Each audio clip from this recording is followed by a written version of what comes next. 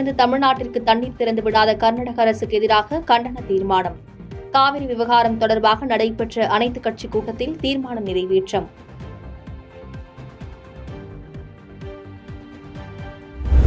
காவிரி விவகாரத்தில் உச்சநீதிமன்றத்தை நாடி சட்டப் போராட்டம் நடத்தப்படும். காவிரி விவகாரம் தொடர்பாக நடைபெற்ற அனைத்துக் கட்சி கூட்டத்தில் முதலமைச்சர் மு.க.ஸ்டாலின் பேச்சு.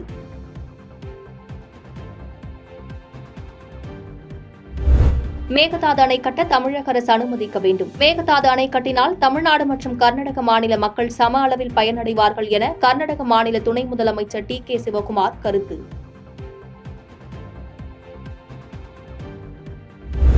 தமிழ்நாட்டில் சட்டம் ஒழுங்கு சீர்கெட்டு கிடப்பதற்கு நாம் தமிழர் கட்சி நிர்வாகி பாலசுப்ரமணி கொடும் சாட்சி என நாதக ஒருங்கிணைப்பாளர் சீமான் கண்டனம். குற்றவாளிகளை உடனடியாக கைது செய்யாவிட்டால் மாநிலம் முழுவதும் போராட்டம் வெடிக்கும் எனவும் சீமான் ஆதங்கம்.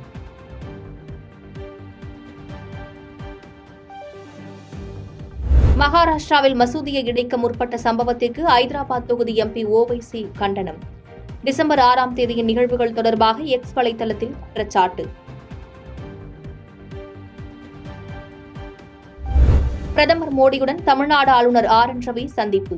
தமிழக அரசியல் சூழல் குறித்து பிரதமருடன் ஆளுநர் ஆலோசனை மேற்கொண்டதாக தகவல். ஜம்மு காஷ்மீர் மாநிலத்தில் பயங்கரவாதிகள் நடத்திய துப்பாக்கிச் சூட்டில் 4 வீரர்கள் வீரமரணம். காஷ்மீரில் கடந்த 32 மாதங்களில் 48 வீரர்கள் வீரமரணம். பாஜகவின் தவறான கொள்கையால் ராணுவ வீரர்கள் பாதிக்கப்பட்டுள்ளதாக மக்களவை எதிர்க்கட்சித் தலைவர் ராகுல் காந்தி குற்றச்சாட்டு. பாதுகாப்பு குறைபாடுகளால் ராணுவ வீரர்களின் உயிரிழப்பிற்கு அரசே முழு பொறுப்பேற்க வேண்டும் எனவும் எக்ஸ் வலைதளத்தில் பதிவு. திருப்பதி கோவிலில் பிராங்க் வீடியோ எடுத்தது தொடர்பான விவகாரத்தில் டிடிஎஃப் வாசன் விசாரணைக்கு ஆஜராக உத்தரவு.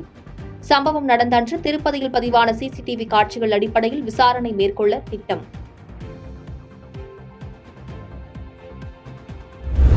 உச்சநீதிமன்ற நீதிபதியாக சென்னை உயர்நீதிமன்ற பொறுப்பு நீதிபதி மகாதேவன், ஜம்மு காஷ்மீர் உயர்நீதிமன்ற நீதிபதி கோடீஸ்வர் சிங் ஆகியோர் நியமனம். இருவரையும் நீதிபதியாக நியமிக்க கொலீஜியம் பரிந்துரை செய்த நிலையில் குடியரசுத் தலைவர் திரௌபதி முர்மு நியமனம்.